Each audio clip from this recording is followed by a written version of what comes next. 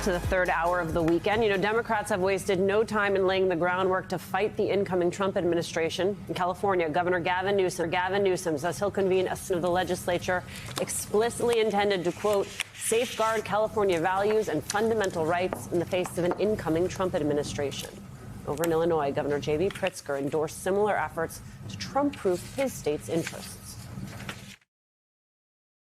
To anyone who intends to come take away the freedom and opportunity and dignity of Illinoisans, I would remind you that a happy warrior is still a warrior. You come for my people, you come through me. Joining us now, two voices we have relied on throughout this election, conservative lawyer George Conway, also with us, New York University history professor Ruth Ben-Ghiat. She's the author of Strong Men, Mussolini to the Present. Ruth, I'd like to start with you because you've been at this table with us over this past election cycle, and we've talked about this Trumpism and what it looks like. It's Trump's wanting to be a dictator on day one. Well, America, here we are, and so I want to get your thoughts of what we can now say is the realized form of American fascism that the American people, by some 50+% decided, yes, let's do that. Yeah, so this is, there's much to say. We are here now. Donald Trump was very skilled at conditioning Americans to think that democracy, and American democracy in particular, was failing. He called, America a garbage can. He spread with his allies disinformation about the economy, said that America was failing, and praised foreign dictators so that he could bolster his own idea of leadership, which is I alone can fix it. And all of these slogans we've seen for years from him add up to this kind of strongman model of leadership, which depends on having an enemy and an internal enemy, the enemy within, so you can justify these kind of crackdowns on the vulnerable, these repressions, and so this is all very unfortunate. But he did a really good job of conditioning over and over. We've had 8 years of this. Americans to see democracy is inferior to something else. That something else would be strongmen ruled by him. I'm sorry, but oh, Lord. George. Yes, ma'am. Just George. Just me. George, okay. All right. I'm with you. There's a threat, okay? People have been clear about the threat that Donald Trump presents. There are a number of people that voted for him, same number right about now as last time. It's not like there were lots more people that voted for him. But the threat is real, but they voted for him anyway. Now, maybe some people didn't know about the threat. Like, what is your take on this? Because regardless of the amount of information people had when they went to the ballot box and checked that box or they didn't, the things that are coming down the pipeline, I do believe that they chose. All of America didn't choose that, but, we live in a representative democracy, and this is how it works. You go, you cast your ballot, and if you win enough votes in the Electoral College, you win. Donald Trump won enough votes in the Electoral College, he wins. But there are also millions and millions of Americans, 60+ million Americans, almost 70+ million Americans that did not choose this, but will have to live under this. Well, you've said a mouthful there. It's, I think that the important thing to remember is that only a certain number of people mattered in this election, and we're debating about how those people moved back and forth and why. And there's a lot of blame game, post hoc, post-game analysis attacking Biden and attacking the Democrats are failing to win over Latino voters. But the disturbing thing about this election isn't new. Right? And that's sort of maybe it's why I'm not taking this as badly as people might think.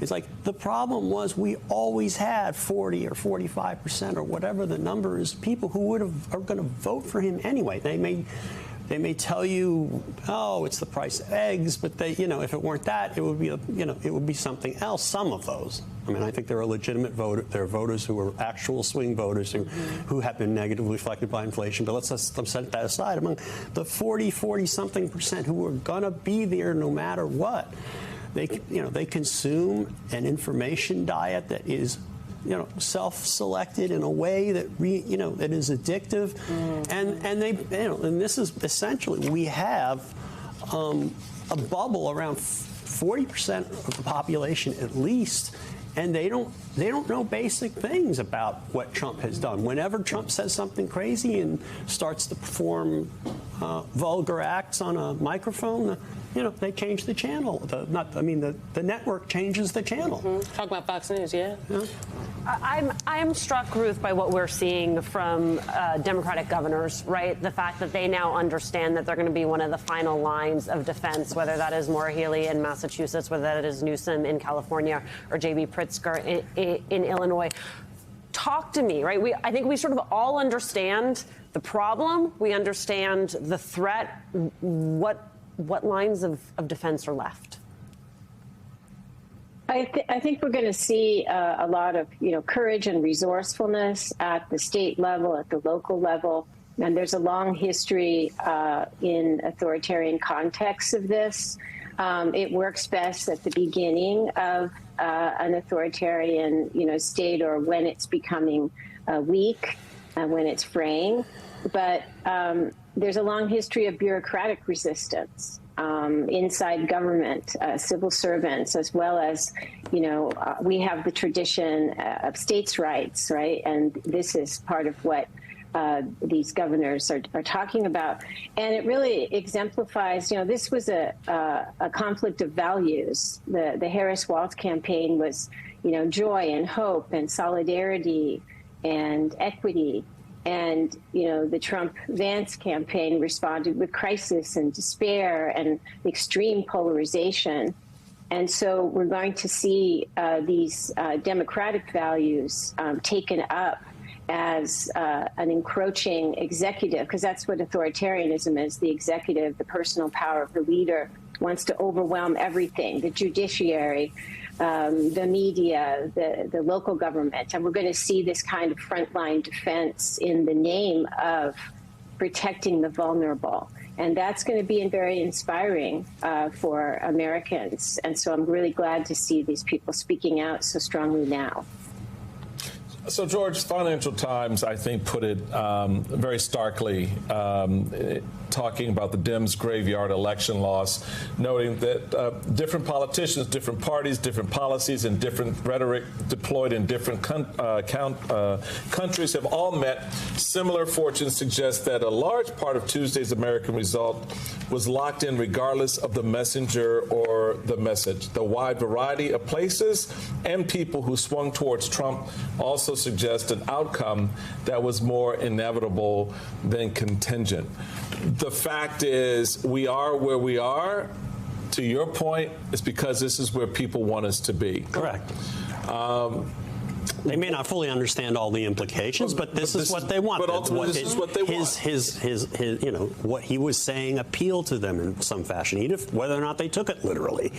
And he, Ruth is right. He did a good job in persuading those people he is the solution to problems that, the right-wing media and he have exaggerated. So what happens then when, on the afternoon of January 21st, the edict goes out from Palace Trump, which will be the new name for the White House, that ICE is now authorized to start rounding up heads of households, because the idea that's newly reported is we go after the heads of households because this whole immigration thing is a little sticky politically. So we'll go after the heads of households and everybody else will self-deport, right? So there are strategies that'll start to take formation. What happens when those strategies are implemented and people start going away when the markets starts responding, because guess what?